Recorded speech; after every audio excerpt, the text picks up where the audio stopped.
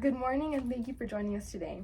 We're here to discuss an important topic, mental health in schools, especially within our Hispanic community. I'm joined here today with, Ms. Briseño. of course, our school guidance counselor. Thank you for being here. Thank you for being here. To start us off, why is mental health such an important topic for students, especially in the Hispanic community? I think mental health is just very important overall, specifically in our Hispanic community because there's a big stigma surrounding mental health, right? It's not a conversation I had with my parents. It was always like, you're going to be fine, everything's okay.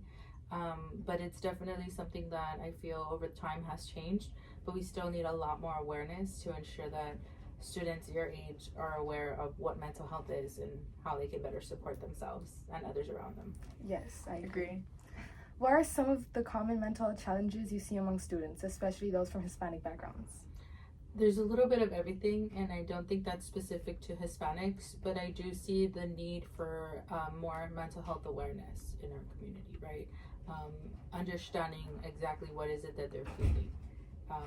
It ranges anything from anxiety to traumas to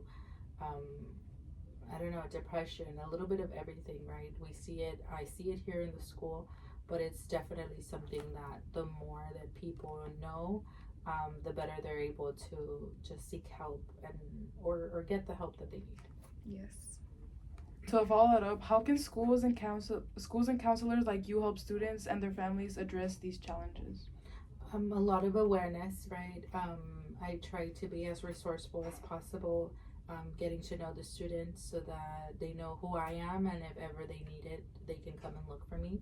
I try to have an open door policy as much as possible, meaning that students can come and see me if ever they need just to speak to someone, and not just for students but also for families. Their parents need to know that we're here to support them, and although we have crazy schedules as school counselors, the open door policy stands because everything stops when there's a need, right? We focus on the families, we focus on the students, and we make sure that their mental health is taken care of as far as putting people when they're in a bad place in a better place before sending them home in a time of need, right? Yes. What advice would you give to parents who notice their child is struggling but don't know how to open the conversation? It can be very difficult being a parent of three, right? Especially with teenagers and young adults like yourselves. Conversations that we never had as children is probably very difficult to have with our kids, but I would just recommend seeking support, whether it be from a mental health counselor, an outside counselor, a school counselor, and just being very honest, right? Our kids open up when we're honest and we're sincere, and although we might not have all the answers to their problems or questions, just listening and being there to support goes a long way. Sometimes all they need to do, like, you're not going to fix it for them, which is not what counselors do, right? We just listen. And if you're a parent and you can listen, that's going to make the world of a difference for your child. Yes. That's amazing. What about students themselves? What can they do if they notice their friends or classmates are struggling? Definitely seek help, right? Same thing that parents do, listening, being there to support, but because you're young and it's not something that you might have a lot of experience with, and you don't want to carry a lot of sometimes there's a lot of emotional trauma and you might not be experienced with that, always seeking for help, right? Seek an adult, somebody you trust, a parent, just speaking up for the people that can't do it for themselves, and I think that goes a long way. Yeah, I agree. What are some practical tips students can use to take care of their mental health?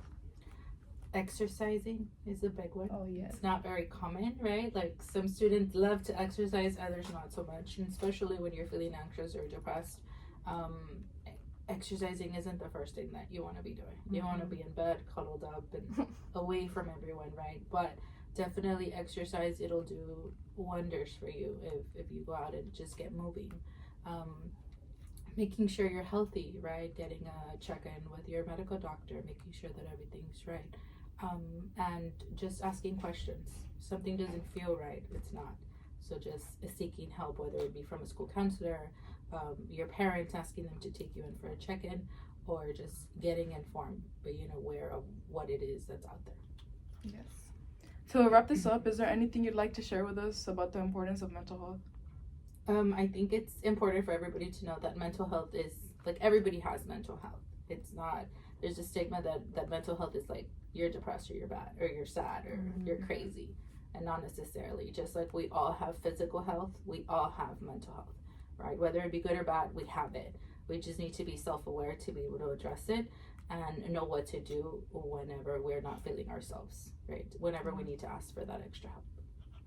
Thank you for joining us, and it's encouraging to know that students and families have support available to them. Thank you. Thank you. Thank you.